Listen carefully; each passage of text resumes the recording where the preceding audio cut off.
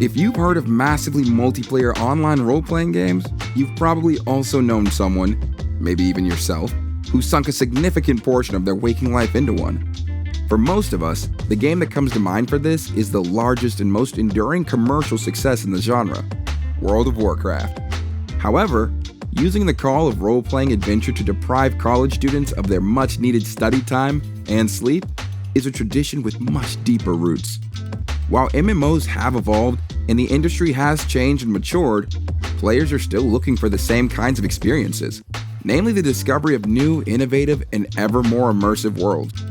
The MMORPGs we know today weren't developed from scratch, at least not conceptually.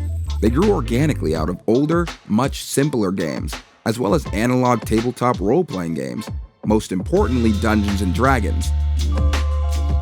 To get a better understanding of where MMORPGs came from, we talked to two development veterans, Gordon Walton and J. Todd Coleman, who've played an active role in shaping the genre for decades, and who are still working to bring new ideas and fresh experiences to players today.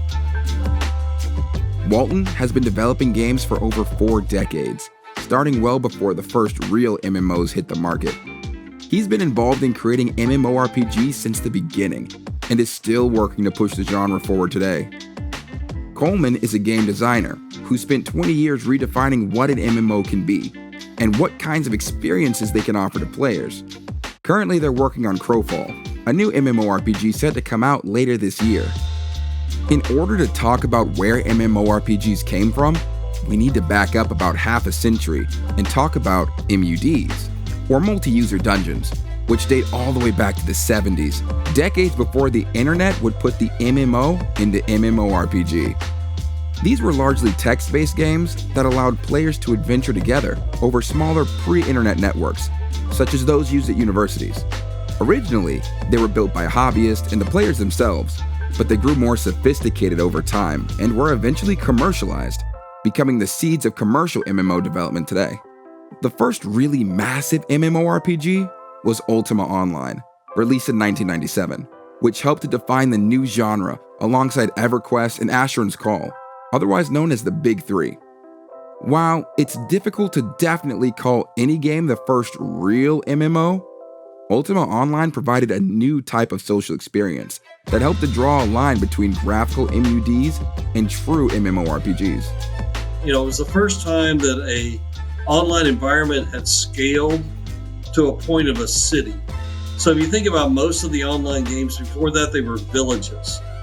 And if you think about real life, the sociology of real life, in a village, people mostly behave because everybody knows who they are. Right? It's not like you can run down the street and your neighbors don't know who you are.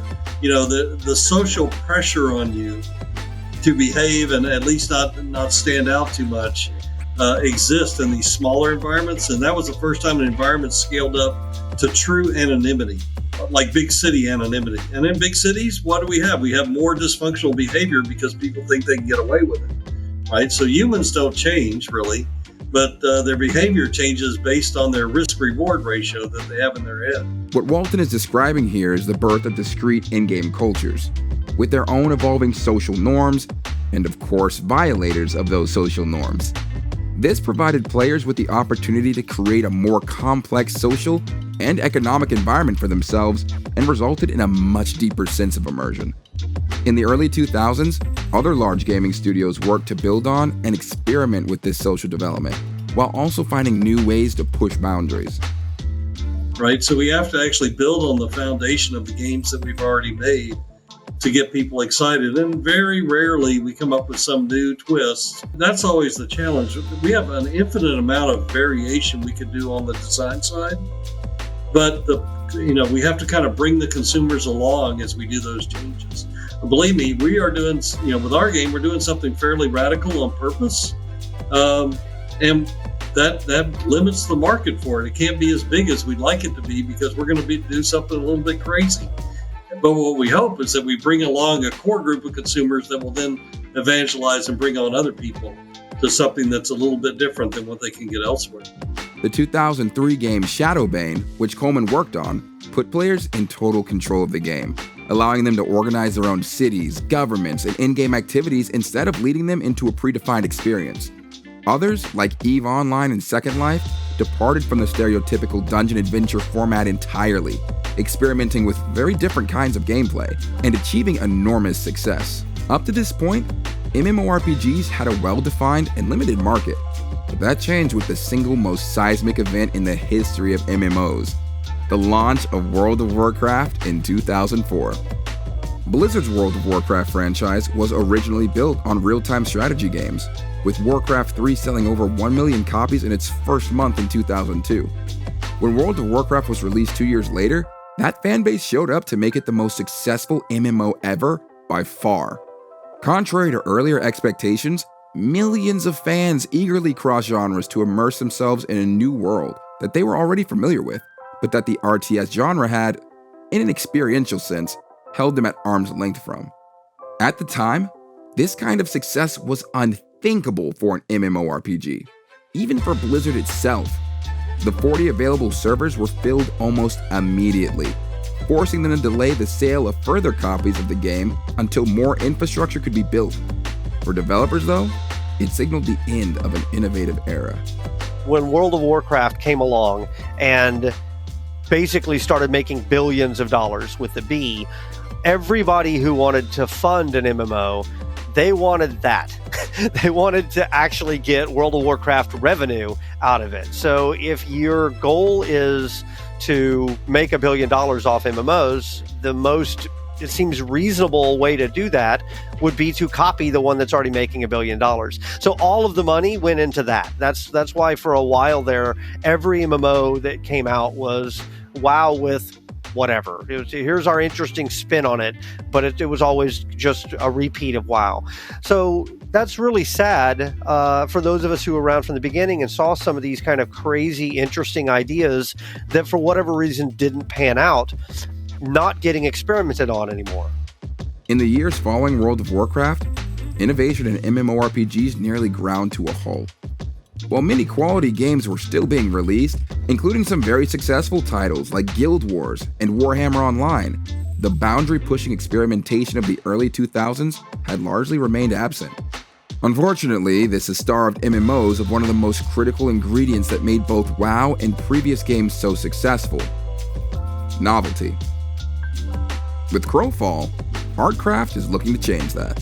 There were some really amazing opportunities to try some things out and see what worked and what didn't, that just never really got another chance. So Crowfall was an opportunity for us to go back and take one of those ideas, some of the ideas that were in Shadowbane, and try and do that. The specific idea that we thought was really compelling about it was, what would you do if you had a model of an MMO that, unlike WoW, the players could actually affect the world? I mean, ultimately, WoW, the game itself, doesn't change based on the actions of the players. I mean, it's by definition made to reset. So if I do something in the world, the next person that comes along 5 minutes later needs to be able to do that same thing exactly the way I did.